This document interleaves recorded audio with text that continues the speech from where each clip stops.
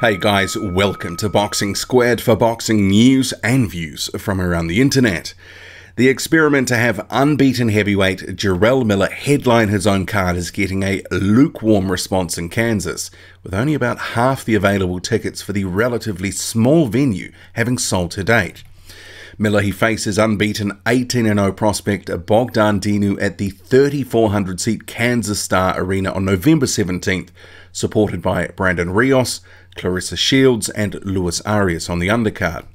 The event itself, it was announced on October 26th, with Eddie Hearn touting it as another stacked card topped by Jarrell Miller, who is making a real charge in the heavyweight division. And at a press conference before the Derevyanchenko and Jacobs fight in New York, Hearn said they would try get the WBA regular title on the line for the Miller and Dinu fight. So that's the context behind the fight where it is. So now we've got tickets, they've been on sale for 2 weeks, and here is a map of the Kansas Star Arena, and this is the available tickets. So this screenshot was from 1 week out from fight night, so on the Saturday 1 week out from fight night. Plenty of seats available, about half the arena or so, and that seats just over 3,000 people. Here's another screenshot. This is 1 day later from the Sunday, that's Sunday in the US and in the UK. And I did the two comparisons because I wanted to see, were tickets shifting with any frequency between the 2 days? But clearly not. And the cheapest tickets are $25, and from the looks of it, plenty of them available. The current situation, in my view, not exactly a great advert for Jarrell Miller as being a draw. Or not a great advert for him apparently being the next big star in American boxing as he's been promoted to be. For me, there's actually several likely reasons why this event isn't selling like hotcakes, and I guess one of the obvious ones is Jarrell Miller actually a headline act yet? And while Miller has been fronting as among the best in the heavyweight division, he says he's top 2, top 3, and he's got this motor mouth that he's promoting himself as this, real killer in the division. He hasn't been fighting opposition to win over a lot of support.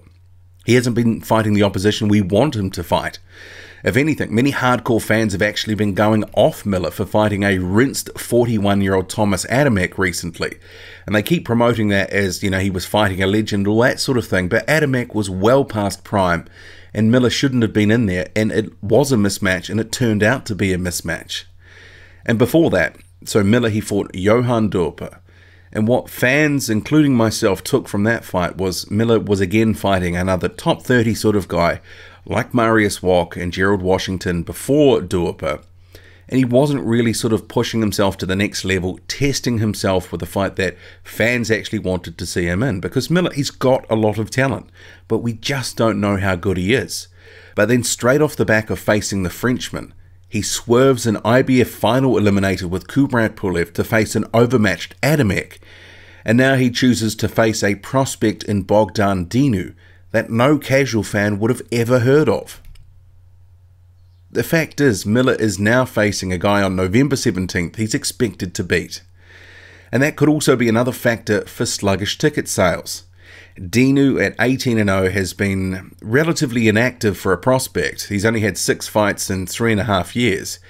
And this will be his first fight in 2018. Even many boxing fans have not seen this guy fight live. And sure, he's got some good amateur pedigree and he'll likely surprise many with his skills, but he is still expected to lose. So Miller fighting a guy that not many give a good chance to win, that's never a good advert for a headline act, especially if no one really knows the guy who is expected to lose. But also, what is on the line for this fight? Nothing. Nothing really.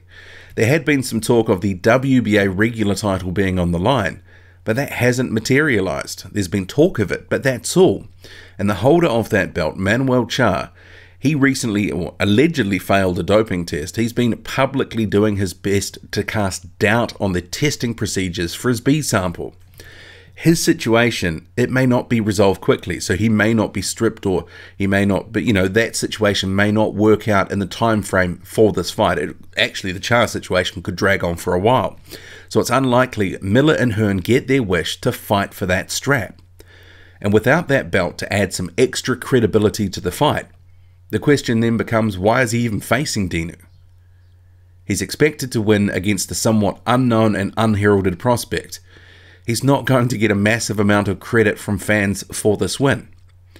It's essentially a quick turnaround since the Adamek fight, which was in early October, in what effectively is an in-house fight. Dinu and Miller, they are both promoted by Greg Cohen.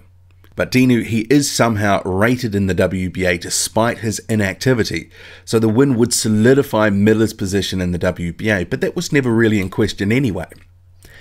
And you know, immediately after he does beat Bogden Dinu, because odds on that is going to happen, Big Baby, he'll be out there saying how great he is, how he's been ducked by the division, no one wants that work, including Anthony G-String Joshua, as Miller puts it, and that Dillian spoiled beef patty White doesn't want it, you know, all the normal sort of stuff.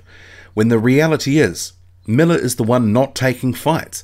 He's taking fights no one is demanding to see, and fights that fans don't really want him to see him in, fights that don't win him any new fans. There is a disconnect between his mouth and his actions.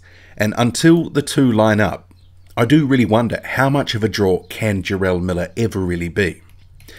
An obvious question to also ask is, why is Jarrell Miller headlining in Kansas?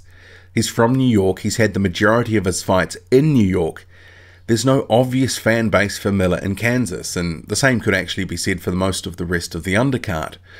So putting Miller in as a headliner in Kansas, it did sort of strike me as being a bit strange, a bit odd, and it would have made more sense to have him headline in the New York area.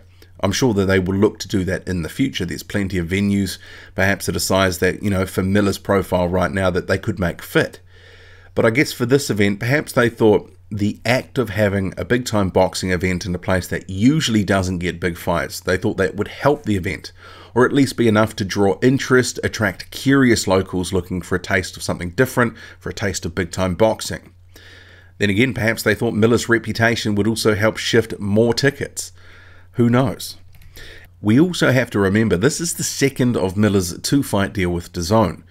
Eddie Hearn, with no other notable heavyweights on that DAZN USA roster, he needs to try and lock up Miller on another deal. Giving him a card to headline is certainly a good way to try keep him sweet, you know, an added incentive to sign a new deal. And obviously money is going to be the biggest part in locking Miller up in a longer deal, you know, another couple of fights or whatever. But giving him a card, it sends the right signals, you know, and sending the right signals is just as important. And Hearn has publicly been stating they want to try and make Miller a big star on DAZN, and that he wants to build towards a fight between Big Baby and Anthony Joshua. And the stuff between now and then, it's important. So giving Miller a taste of headlining, it was a good move. But this event is it's at a relatively small venue. And it does, I guess, you know, limit sort of Hearn's exposure if the event doesn't do as well, but it gives Hearn an opportunity to get a better read on how popular Miller really is, how many tickets can be shifted on his name, and get a gauge of the sort of work that they might need to do to build his profile.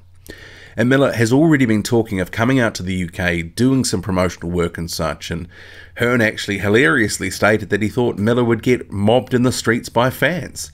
I've certainly got my doubts about that, and boxing fans, you know, they certainly know who he is, but casual fans, I'm not really so sure. He hasn't really been fighting the sort of guys that generate enough broader attention.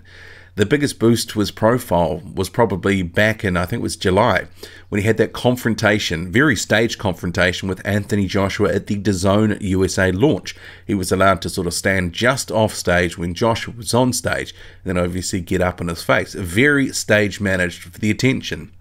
And obviously at that event, there were some subsequent comments that Miller had made about Anthony Joshua's mother. And that didn't really go down too well, and ultimately it kind of backfired on Miller to some degree. He was forced to pull out of coming to the UK to work the Joseph Parker and Dillian White fight. He was going to be sort of in the events in that lead-up week and then giving some expert sort of sideline commentary, similar to how Deontay Wilder has done for Sky before. But he had to pull the pin on that. But getting back to ticket sales, I guess if they do remain sluggish, given that the Kansas Star Arena is connected with a hotel and a casino, I guess a whole bunch of tickets may well just be comped to ensure that, you know, at least the ringside areas on TV look full, because that's always a bad look if you've got a card and you can see lots of empty spaces close to the ring. And there's actually been a few cards recently where you're just watching the ring and you can see all these empty seats in the background and go, geez, it's not really a great look. So I'm sure that some of this will fill up, whether it's sold or otherwise.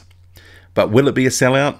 Not so sure, but whatever the case, Eddie Hearn, he'll put on a smile, he'll tell us how well it's all going and that Jarrell Miller is the next best thing, next biggest thing.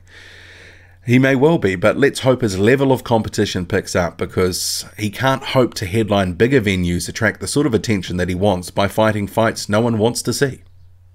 What do you make of it all? Drop a comment, loud and often.